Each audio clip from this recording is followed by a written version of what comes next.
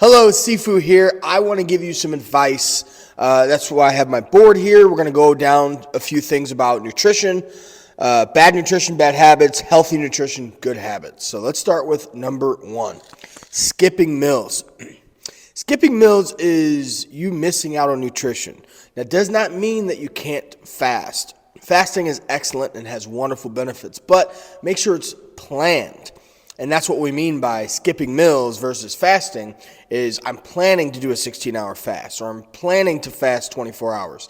Not, I just forgot to eat. The second one is overeating junk food. This is super easy to do because we have things like DoorDash, Uber Eats that can bring the food to our house super easy. And especially if we're out, you see these fast food restaurants that are easy to go to. So make sure you delete that DoorDash, that Uber Eats off your phone and go buy real food and cook it, prep it, or order Busybody Meals or a meal prep service that can deliver to your home. Simple, easy, and very affordable. The third one is no movement. This means that you're not prioritizing movement, exercise in your day-to-day life. This is something I find crucial to the next phase of your journey. Find a way to move. This is why people hire personal trainers. This is why people get into yoga, Tai Chi. This is why people get into CrossFit and other things, because you have to find some movement every single day. All right? This will help you burn those calories and burn that fat and even build muscle. The fourth one is neglecting sleep. This is so easy to do. And some of us have issues falling to sleep or getting to sleep or staying to sleep. And we need to figure out what that is to get our sleep right. There are a lot of things you can do to get better sleep. You can try meditation. You can try doing melatonin. You can get that at the store. Trying different methods, maybe a nice hot tea routine with a nice warm bath at night, maybe 15, 20 minutes before you go to sleep. Different methods on how to get more relaxed during your time of going to sleep. Another tip for that is turning off that phone and trying to really zone in on that relaxation and that relaxed state. So high stress levels is the last one, is the fifth one. So managing your stress levels looks like you taking accountability and checking on how you're feeling throughout the day. If you wake up with high energy and you're ready to go, but by 2 p.m.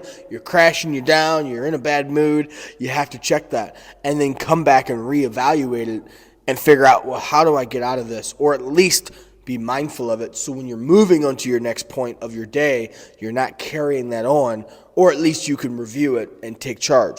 So those are your bad habits and your bad nutrition that you can take charge in. And now let's look at the other side of things. Let's look at the healthy nutrition versus the good habits. So on my first one, you won't be able to see it, but I'll read it off. Regular balanced meals. So regular balanced meals, let's break that down. So regular just means 3 meals a day, 4 meals a day. And then balanced is for your individual goals. So if you're trying to build more muscle, you're going to need more food. If you're trying to burn more fat, you're going to need to dive into your macros and cut back some of your carbs and increase your fiber. Different things for different people, for sure. But you have to delve into your macronutrients and understand a little bit more about what you're putting into your body. That one goes pretty deep of figuring out balanced meals. But again, another reason why people hire personal trainers or nutritionists, so they can look into what does a balanced meal mean and how can I get one for myself. Next one is mindful snacking. So that's important, is creating snacks that you can grab on the go, just like putting nuts and dried fruits in a bag, or even protein bars and things like that. Having them prepared and ready to go is essential just for preparation. But that's why I said mindful snacking, because you want to be like, hey, I'm grabbing an apple. It's this time I think I would want to snack on chips and soda or whatever, but I'm going to grab an apple, or I have these baggies that are pre-prepared that I made and I'm ready to go. Regular output. So unlike the no movement, regular output could look like easily 3 times a week you're working out. You're moving your body. You could be doing yoga. You could be doing Tai Chi. You could be doing fitness, boxing, anything. There's so many things out there for you available for working out. But you should be moving your body. Even if it's going for a walk during your work and doing a few squats and sit-ups in between, whatever. There's a way to diversify it to where you feel like you're getting something out of it. And plus, go to a trainer or go to somebody that's certified that can really lead you to those next steps. Hydration. So a lot of us don't look at hydration like we should, because hydration is more than just getting water. Water is important, but we need to get electrolytes in as well. So the benefit of all of that is having more energy, more rejuvenation, feeling like you can keep going because you have something in the tank.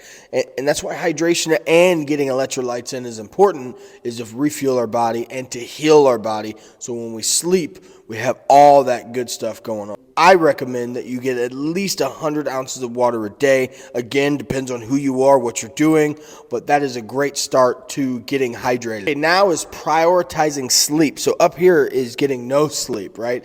Now we have to prioritize sleep, because once you start doing that, once you find what helps you sleep and you start getting rest, you will feel like a whole different person. And that feeling can be tripled and quadrupled because you are waking up with energy and rejuvenated, and you can move throughout the day. But what does that look like? You know, did you find a tea that helps you sleep? Did you turn your phone off 20, 30 minutes before you went to bed? Did you take a bath? Did you listen to some meditative music to get you to sleep? What did you do to help better your sleep? Review that. And if you're still in the process of figuring out how to, keep reviewing and keep figuring out, but try different things, and don't just give up and say, I have bad sleep. Keep trying different options and keep working on that, because it will get better. And last one is managing stress. Finding something that just speaks to you is truly revolutionary for your mind and your body and your future. Because if you can find a meditation, it doesn't have to be home. You know, meditation could be as simple as like walking or reading a book. But if you could find something that is yours, that moment or those moments, you're truly in Zen, and the stress of the world or the stress of whatever it is that you were dealing with is no longer there in those moments, that is your meditation. That is your managing stress. Taking accountability of the emotions that you felt throughout the day is managing stress.